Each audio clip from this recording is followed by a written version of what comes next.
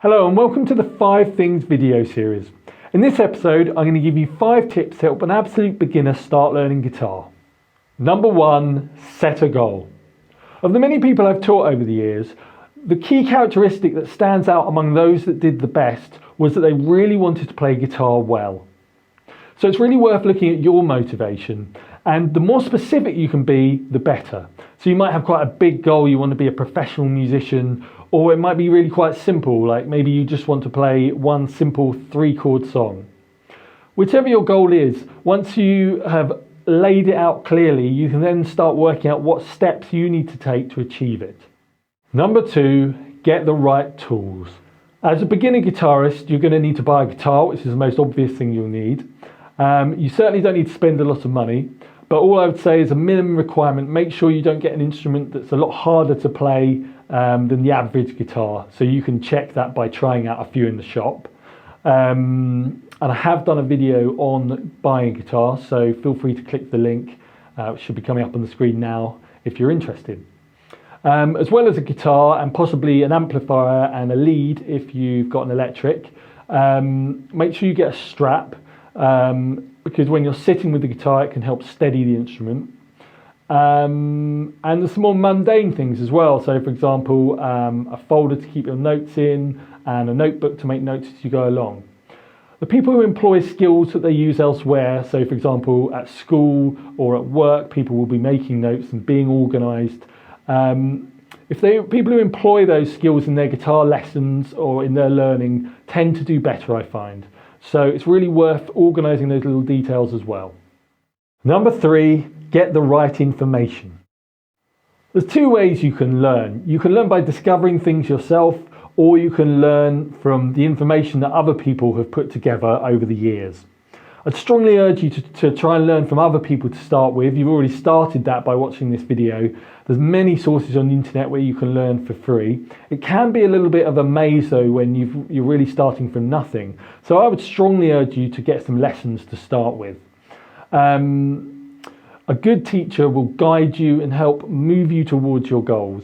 And you'll find that your goals will really help define which teacher will be good for you. So if you're, say, interested in a very formal education, you want to do grades and maybe theory exams and things, you'll find that a certain type of teacher is very good for you.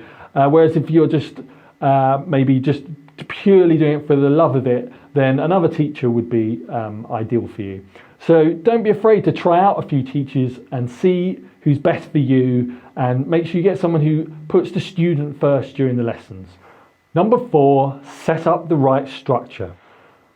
So when we first start learning, or particularly if we've got a big goal and a big end vision, it can be very tempting to want to just throw ourselves in and work really hard for a long period.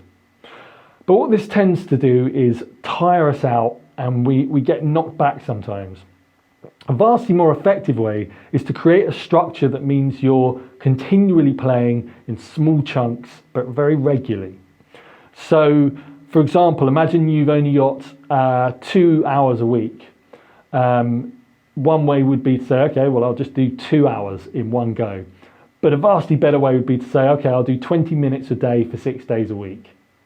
It's really like magic the way practice works. If you do 20 minutes a day, you'll find that it's not a lot of work. It's quite easy, and the more often you do it, the more you get used to it, so it's easier. But after a few weeks, you'll look back and you'll be like, I don't even know how I got this good, because it's so kind of gradual and gentle. The other thing to do is, as part of this structure, is make sure that everything is as easy as it can be. So a really clear example is, I found that when I started guitar, having the guitar out of its case meant that it got played a lot more than if I put it away in the case. It might sound like a very small thing, but it just means that there's one less barrier to being able to pick up the guitar and play. So maybe when you just think, oh, I'll just have a quick go, you can just grab it and start playing.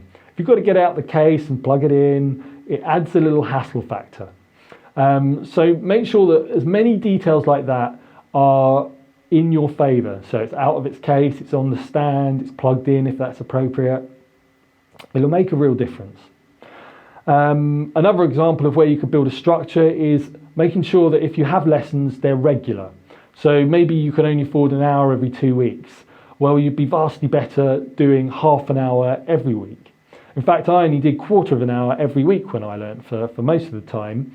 And I found that that was enough for me to learn loads. I'd go away and practice and then come back and talk to my teacher about the things that I had learnt and get new information as well. But the fact it was regular week after week was the key to that gentle but constant progress. Number 5, take time to inspire yourself. I think you can see inspiration as kind of a way to charge yourself up with music ready to play out on your guitar.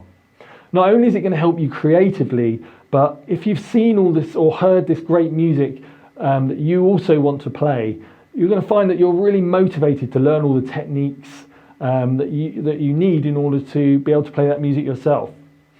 So it's worth spending time listening to as much music as you can, watching as much music, whether it be online or live, and just picking out as many details as you can when you listen, so you're actively listening to when certain guitars come in and what you think they might be playing. When you've made some progress, one of the best things you can do is play along with recording, because not only is it a lot of fun, you're kind of in there with the band playing yourself in a sense, but you're also going to pick up little details kind of by osmosis. So you maybe don't have to be too conscious of what you're listening to, but you're going to pick up little details that those players are doing just by playing along with them and copying little things. In my opinion, it's one of the best ways you can practice and learn.